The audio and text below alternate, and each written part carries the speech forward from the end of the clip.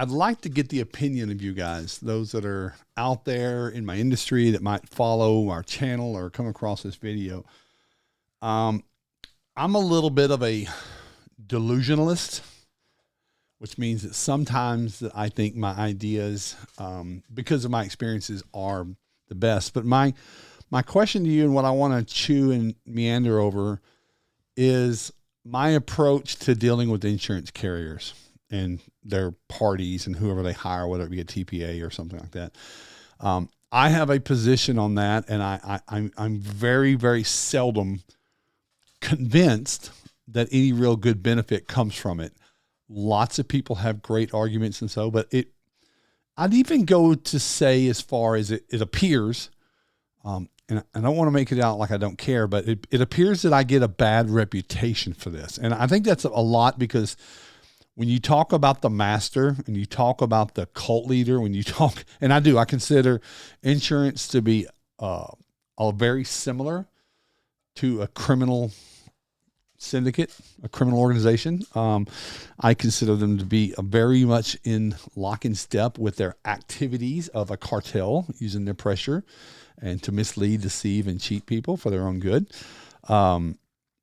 These are my opinions, and they come across in some of the things that I coach. Now, what also reinforces my belief would be the endless number, or the boundless number, of people that come forward asking how do they keep from being losing jobs, or having their invoices cut, or being painted to be the bad guy or gal or whatever it is. I teach a lot of things around the defense of that, or even be on the offense of client onboarding. But I seem to have a reputation. And again, as I said in the beginning, the reputation itself, because I feel that I've helped a lot of people. Now, some people just don't agree with it and they don't go there.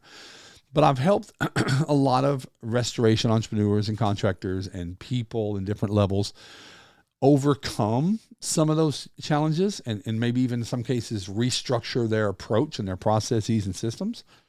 Not everyone. I think some people are less willing for change and more want to, what I look at it is the way it used to work, and it did. It used to make a lot of sense to have relationships with carriers. There was reciprocity in that.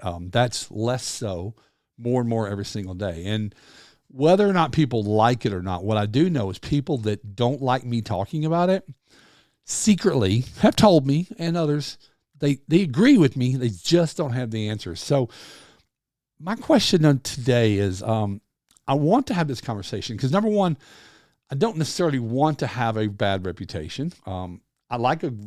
If my reputation means that I say what I want to say, and I've had proof and that there's validity to it, doesn't mean nothing's for everyone. But I don't want to come across as a stubborn and close-minded person. I do tell people sometimes I think that I'm okay with conversations with adjusters if they are on specific topics, which are scope. But even with that, I think once someone shows you that they're not a professional, whether their actions or their education level, you kind of don't really need to argue with them anymore. You don't need to have those conversations, because they do turn into trying to manipulate the situation and cut your bill, and then eventually say things to the insured or their homeowner that they cover with the policy, that you're a crook because you're charging more than maybe somebody on a program at TPA. I just believe in this. It's who I am as a libertarian. I don't like outside influence, and I never like bullies. But I also enjoy the community of restoration. I enjoy friends like you that might be watching this, and I don't seek to have a bad relationship. I have a lot of people that are very close to me that don't necessarily agree with much or most of what I say in the business sense, but we have a lot of other things in common.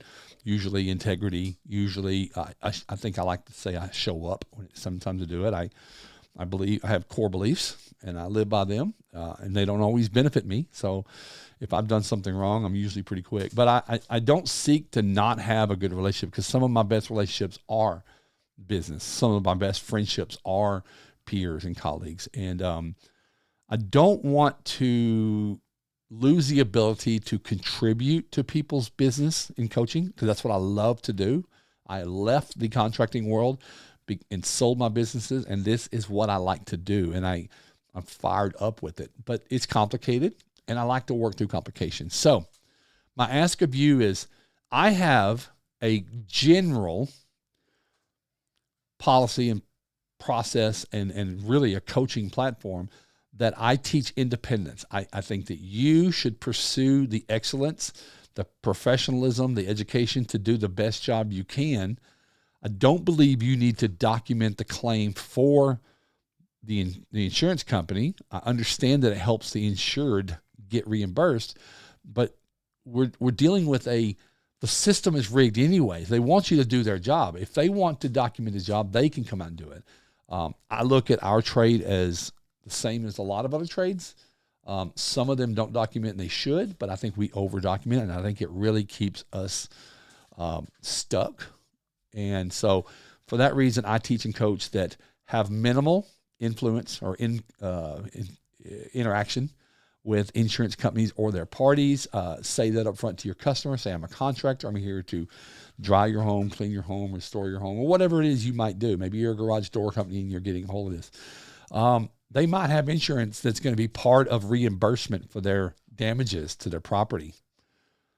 But that's not your price is your price. You should have a structured, published price list. I don't see a lot of benefit, and I'm not seeing you getting paid quicker. What I am seeing is them stall longer, but I also teach and coach that your customer is your customer, and they owe you regardless of the stall from the insurance company. They should deal with that. They should pay you and have a financial obligation that they inherit when they buy a home and they contract with you, that they owe you, and they need to get reimbursed. In full would be great, but in part for sure. So tell me how much you disagree with me. There's obviously a lot of gray area in that, but on a black and white issue is, tell me that really